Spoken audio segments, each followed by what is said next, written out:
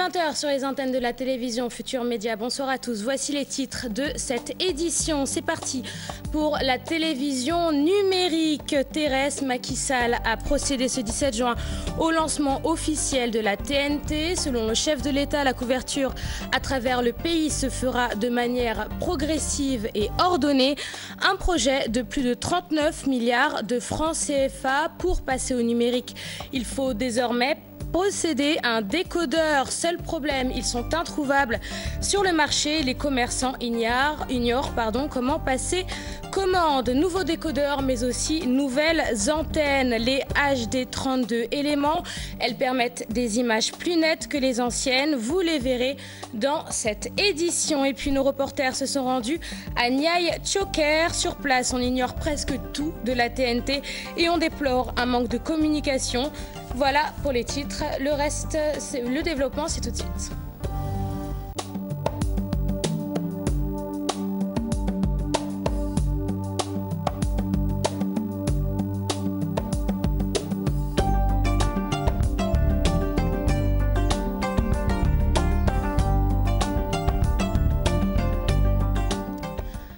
La télévision numérique terrestre est effective au Sénégal. Macky Sall a procédé au lancement officiel de la TNT qui entre dans sa phase test à Dakar, Thiès, Kaolack, Diourbel et Fatick. Un projet de 39 milliards de francs CFA sur fonds propres afin de répondre aux exigences des populations. Un contenu de qualité et la pertinence des programmes devront suivre. Et en ligne avec nous, notre reporter Mame Biram Diouf. Mame Biram, bonsoir.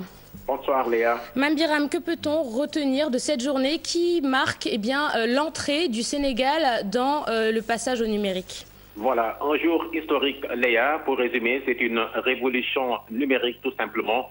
Le Sénégal qui réussit le basculement vers le numérique, confirme le président du Comité national de la transition de l'analogie au numérique, par ailleurs patron du CNRA, Babacar Touré, ce dont s'est réjoui le chef de l'État Macky Sall, qui symboliquement, Léa, a reçu la commande permettant de vérifier l'opération à travers les téléviseurs et décodeurs installés, décodeurs numériques installés donc dans la salle des banquets du Palais de la République.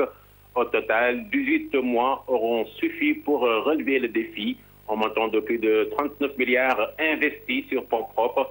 L'apport de l'expertise locale via le groupe Escap Télécom magnifié par le président de la République. Ainsi, il a mis l'accent sur le contenu et la pertinence des programmes des télévisions pour répondre aux exigences du numérique. Et pour emprunter à Babacar Touré cette phrase, modernisation ne veut pas dire occidentalisation.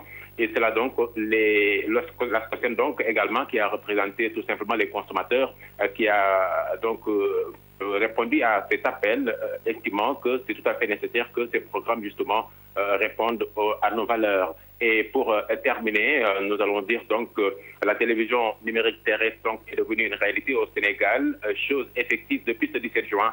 Bien sûr, Kaolack, Fatick, Thiès, Diourbel et donc Kaolack qui bénéficie présentement de ces tests qui sont en train d'être déroulés. Casamance va suivre pour également poursuivre ce travail de manière progressive et ordonnée pour que tout le Sénégal soit couvert, Léa. Merci Mame Biram Diouf. Et pour être en conformité avec la législation et aux exigences de ce basculement au numérique, Macky Sall annonce le gel des fréquences non encore exploitées et l'audit de celles dormantes, y compris les attributeurs. Ce mercredi, donc, c'est la journée scientifique sur la qualité des soins en pédiatrie. Nous y reviendrons tout à l'heure. Nous restons avec donc la TNT reportage. Il n'est pas le seul. Le décodeur numérique, ces commerçants entendent seulement en parler. Je veux vraiment me lancer dans la TNT, mais je ne connais pas les tenants et les aboutissants du projet. J'ai demandé des renseignements de part et d'autre, mais jusqu'à présent, je n'ai rien compris. À la rue Valmy, même constat.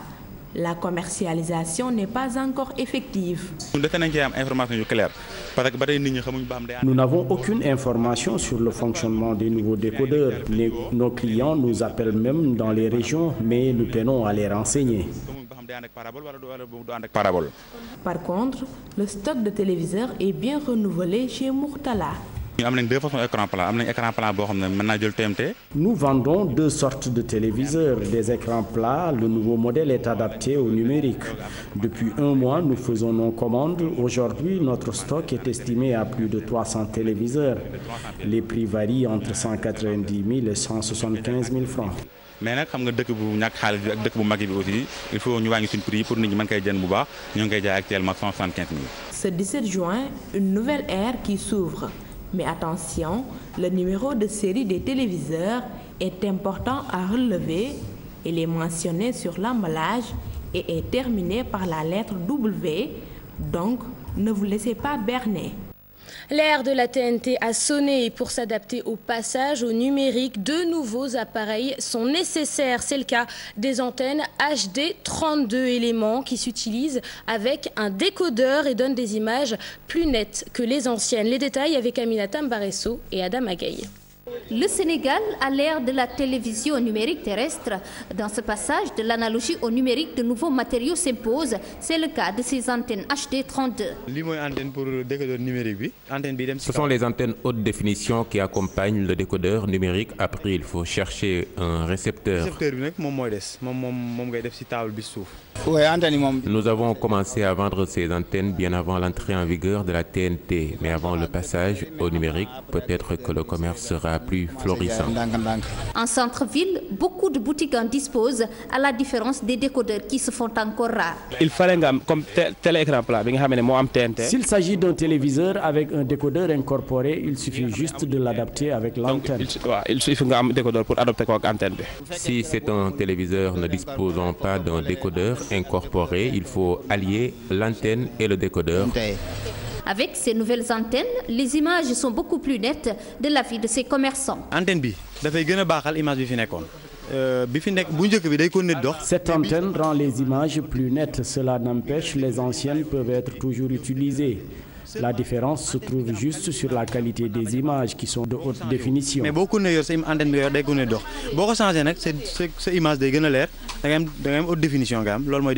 La vente de ces antennes HD a démarré bien avant l'ère de la TNT, mais le seul souci pour ces commerçants est que les décodeurs se font encore rares. Le Sénégal qui passe donc ce jeudi 17 juin au numérique et à Niayes Thioker. Pour de nombreux ménages, le décodeur n'est pas une priorité. D'ailleurs, nombreux sont ceux qui déplorent un manque de communication dans le passage au numérique. Sur place, Fatidien et Modou Diop. Ismaël Diallo regarde tranquillement sa chaîne préférée grâce à son ancienne antenne. Malgré le passage au numérique, le jeune tailleur est toujours dans l'ère analogique.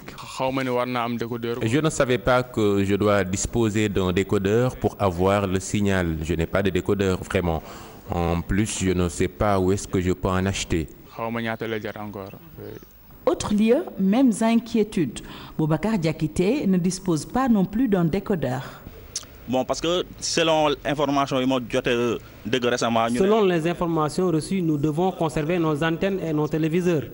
Il faut juste un décodeur, mais sérieusement, je n'en ai pas encore acheté. Bon, je n'ai pas décodeur parce que je ne sais pas. Ici, à Niayes Thioker, l'absence de sensibilisation est dénoncée. Les populations ne connaissent pas grand-chose du numérique. Avant, je croyais qu'avec le numérique, il fallait impérativement de nouveaux téléviseurs, de nouvelles antennes. Nous n'avions pas compris.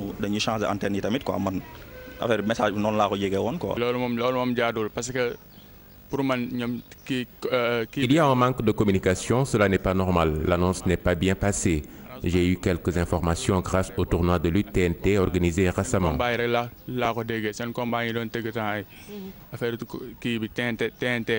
Le Sénégal est passé au numérique ce 17 juin.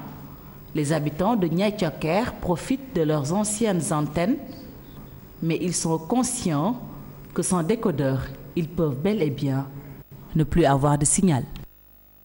Et nous quittons le passage au numérique pour parler du Ramadan. La gare routière de Petersen est connue pour ses produits bon marché, mais aussi pour la conservation des denrées alimentaires qui laissent parfois à désirer.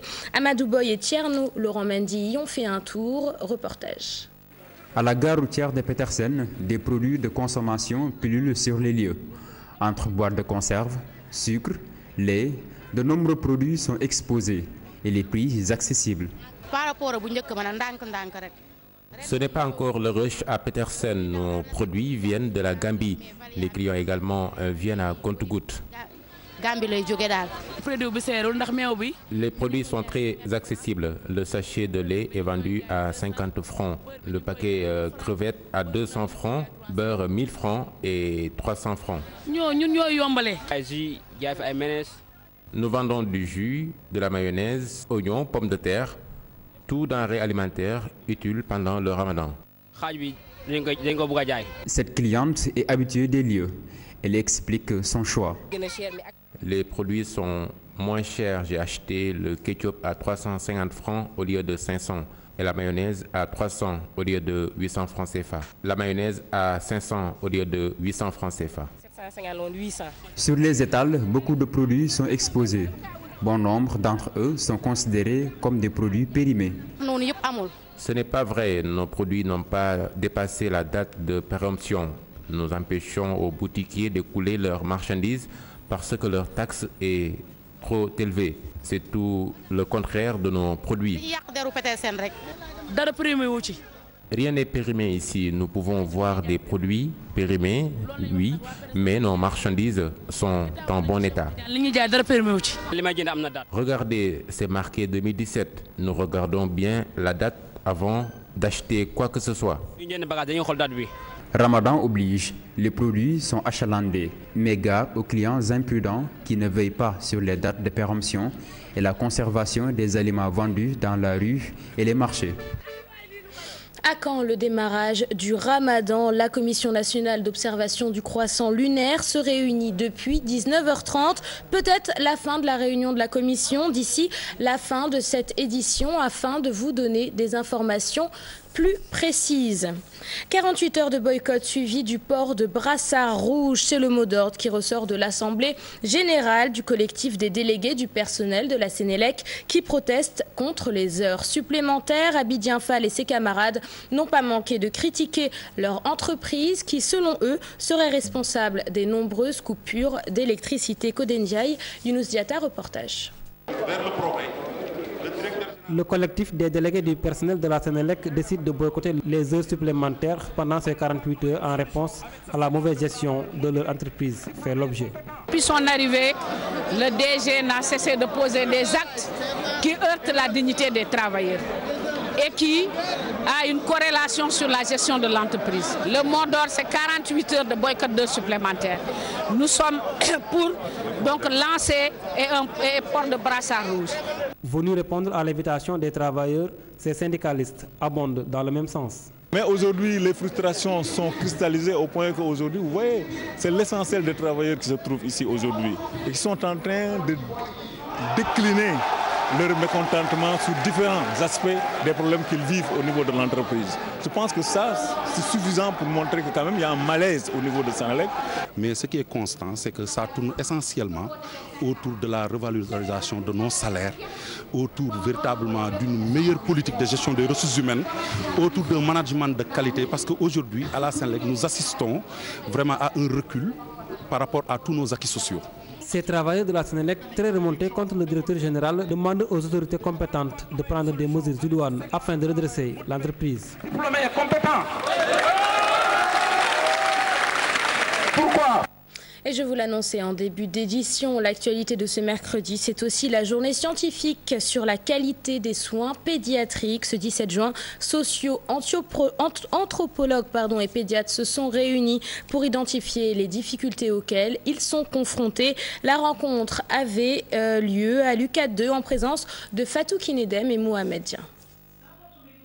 Maladies infectieuses, pathologies chroniques, les enfants représentent le plus important groupe d'usagers de l'hôpital. Il y a les maladies aiguës comme les diarrhées, les infections respiratoires, le paludisme ou bien d'autres types d'infections qui sont des maladies les plus fréquentes. À côté de cela, il y a beaucoup d'autres maladies qui sont des maladies chroniques. Gestes techniques, perception de l'enfant, des parents communication, entre autres. La prise en charge pédiatrique nécessite une approche pluridisciplinaire entre sciences sociales et sciences médicales. Souvent, la relation est établie entre le soignant et cette personne qui est plutôt intermédiaire, et on en oublie parfois de tenir compte de la perception de l'enfant. À partir des processus de socialisation qui font, qui négligent d'une certaine manière l'identité de l'enfant,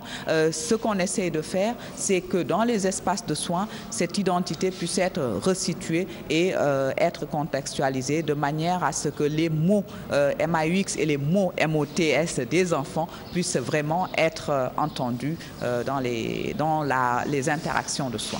Cette journée scientifique vise l'amélioration de la qualité des soins dans les services de pédiatrie.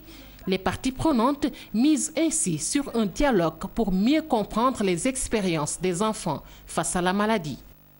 Ce mercredi s'est tenu le premier congrès fédéraliste pour les États africains unis. Objectif, mettre fin à la division et au clivage en Afrique. Selon le coordonnateur du comité, Mignane Diouf, l'Afrique doit aller vers un État fédéral afin de faire face à des fléaux tels que la pauvreté. Pour y parvenir, une campagne est prévue. Codé Ndiaye et Younous Diatta nous en disent plus. Une Afrique unie avec un seul gouvernement, une monnaie unique, une seule force militaire entre autres. Un rêve bien possible selon le coordonnateur du premier congrès fédéraliste pour les États africains unis.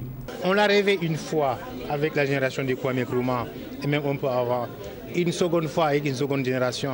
Celle-ci, ce rêve-là va être le dernier, je crois, celle de la génération des millénaires. Il faudra donc qu'on transforme tous ce rêve-là en réalité parce que les contingences de la géopolitique mondiale nous l'imposent.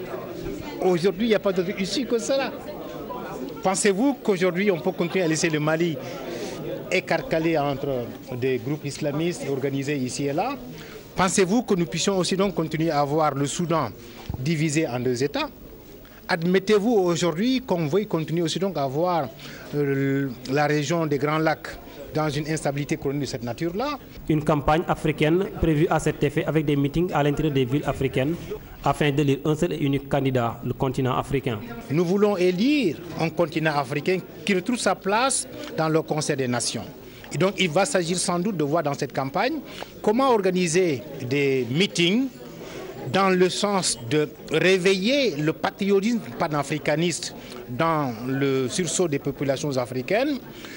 Comment faire aussi donc pour amener l'ensemble des institutions nationales, régionales et sous-régionales, les chefs d'État, les structures électives, etc., à adhérer à la campagne. Face aux nombreux défis qui attendent le continent africain, l'unité reste la principale alternative. Ces panafricains comptent achever l'œuvre entamée par Kwame Nkrumah et compagnie.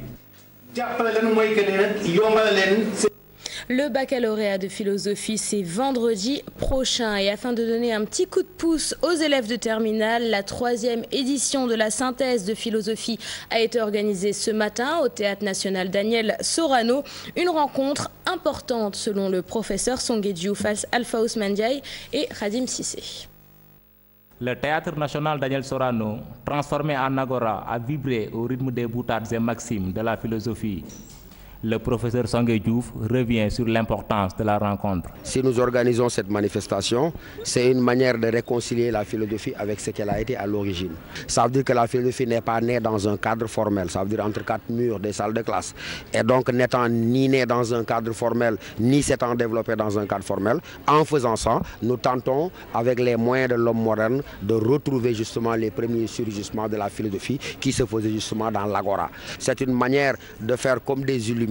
Ça veut dire de tourner une sorte d'horloge à remonter le temps. Et quand je suis là en face de ces élèves, je m'imagine Socrate se promenant dans les rues de Athènes, capitale de la Grèce antique. La 3e édition se déroule à 2 jours des examens de philosophie. Une occasion saisie par les élèves. Donc, avoir pris un peu de connaissances pour avoir les armes nécessaires afin de pouvoir faire nos anticipés de philosophie dans de meilleures manières. Parce que j'ai vu qu'ils ont insisté sur des sujets comme l'esthétique et la science aussi. Mais tous ces sujets, et j'avais même entendu dire que ces sujets allaient sortir. C'est pour cela que je suis plus confiant. Un style particulier qui galvanise les élèves, une forme de pédagogie pour attirer leur attention. Ce que je fais, je le fais avec amour, je le fais avec passion. C'est pourquoi ce que je fais, ce n'est pas simplement de la théâtralisation, c'est vrai. Il y en a une bonne part, c'est lié à la pédagogie. Parce que tu es communicateur, il faut savoir captiver son auditoire. Le discours philosophique, si vous le rendez dans ces termes habituels, au bout de 5 minutes, tout le monde dormira. Il faut qu'il sente que vous êtes présent. Et c'est par votre présence et l'énergie que vous dégagez que vous êtes capable de les fixer pendant 1 heure, pendant 2 heures, pendant 3 heures. Je ne t'apprends rien, tu es communicateur et tu sais que sans certaines techniques de communication, il est difficile de faire passer un savoir. Cet événement constitue un moment fort dans la vie des élèves en classe de terminale. Il leur permet de mieux s'imprégner de la méthodologie. On a abordé des beaux sujets et qui sont très intéressants et qui peuvent même sortir lors du anticipé de philo. Ça m'a bien permis de mieux comprendre la méthode de la dissertation et du commentaire. En venant ici, je vais apprendre quelque chose à compléter en classe. La 3e édition a vécu place aux examens de philosophie prévus ce vendredi.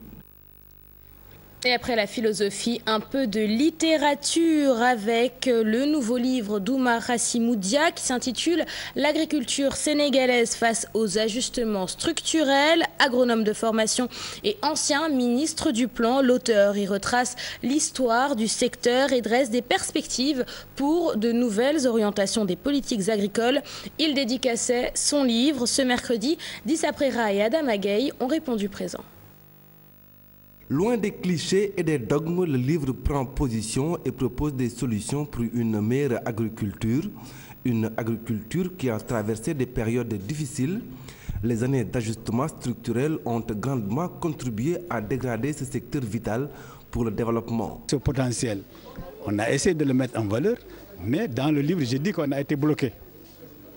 Parce qu'en 70, il y a eu les chasseresses. En 73, c'était dur. C'est en ce moment-là que les bailleurs de fonds sont venus pour nous imposer la nouvelle politique agricole avec des ajustements. Ils ont commencé l'étude en 84 et en 86, on a appliqué ça. C'est la destruction totale de notre économie. L'auteur, à travers ses écrits, veut montrer l'énorme potentiel agricole du Sénégal. Un potentiel qui, selon Oumar Hassimoudia, doit être exploité au mieux. Le Sénégal, un pays qui peut et doit être un grand bassin agricole. On a un potentiel agricole extraordinaire. Qui parle d'agriculture doit parler d'abord de l'eau, qui est condition sine qua non, le sol et le soleil. Nous en avons assez. Dans l'ouvrage que j'ai sorti, j'ai énuméré tout le potentiel en eau que le Sénégal a. Le grand fleuve que nous avons, les nappes souterraines, tout ça, je l'ai sorti dans l'ouvrage. L'agriculture sénégalaise face aux ajustements structurels trouve sa pertinence dans son actualité. Mais pour que ce secteur sorte de la léthargie, il faut une prise de conscience et un changement de comportement des acteurs.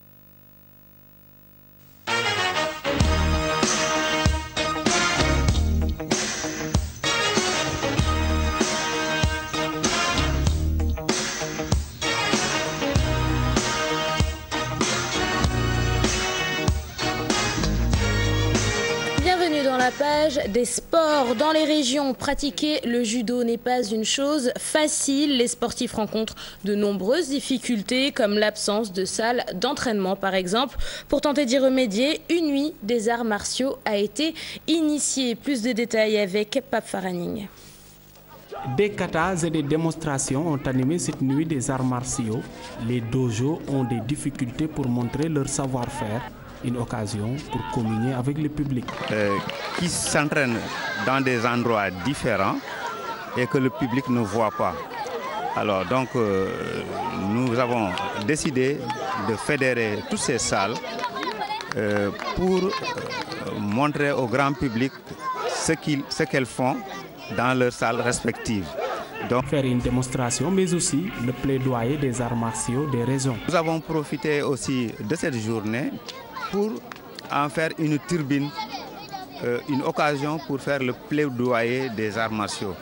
Parce que c'est des disciplines, vous n'ignorez pas, qui sont considérées comme des parents pauvres dans le sport. Donc nous exposons en présence des autorités les hauts et les bas de notre discipline. une nuit des arts martiaux et qui a permis de vulgariser ces disciplines qui sont les parents pauvres du sport sénégalais. Et avant de vous quitter, le dossier politique. Ce mercredi, Hadi Attala s'intéresse aux débats politiques qui font rage dans l'espace public et médiatique. Des débats plus politiciens que politiques, stériles et sans intérêt. C'est en tout cas l'avis de certains observateurs. C'est le dossier du jour. Il est signé Hadi Attala et Younous Diatta. Si ce sont les alliés de Benno Bokk Yakaar qui s'invectivent, ce sont des exclusions à l'AFP ou l'exorcisme politique au PDS. Ces débats politiciens occupent la place publique et polluent l'atmosphère au grand dam des populations. Le débat politique au Sénégal a beaucoup dépéri ces dernières années. Parce que simplement, voilà, la politique est devenue politicienne, comme on dit, et que comme une usurpation en fait de ce champ politique par d'autres acteurs qui n'ont pas de proposition, effectivement, et qui créent beaucoup de tintamarre au niveau de la société sénégalaise. Donc c'est un pays qui est constitué comme ça, où autour de l'État s'entrechoquent différents intérêts. Et ça, c'est pour toujours des prééminences politiques, des positions d'hégémonie sur les intérêts du pays. Ces observateurs avertis regrettent le niveau des débats en deçà des attentes. Si on prend aujourd'hui, par exemple, la question de l'emploi, ça ne fait pas l'objet de débats au niveau de notre société, alors que c'est une question lancinante, c'est une question aujourd'hui qui peut éclabousser tout le pays. Vous prenez la question des ambulants qui se posent. Aujourd'hui, si on analyse l'ensemble des discours des deux côtés, de tous les côtés d'ailleurs, on voit qu'il y a des problèmes fondamentaux qui ne sont pas posés. Je pense d'abord aujourd'hui à l'étape de la mondialisation où tous les continents sont en train de se repositionner.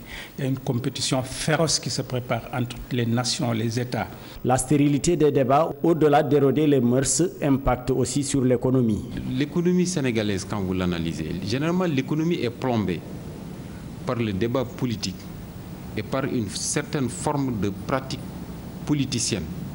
Alors les politiques publiques, ce sont les politiques qui l'annoncent. Ce sont les politiques qui les initient, qui les énoncent et qui les mettent en œuvre.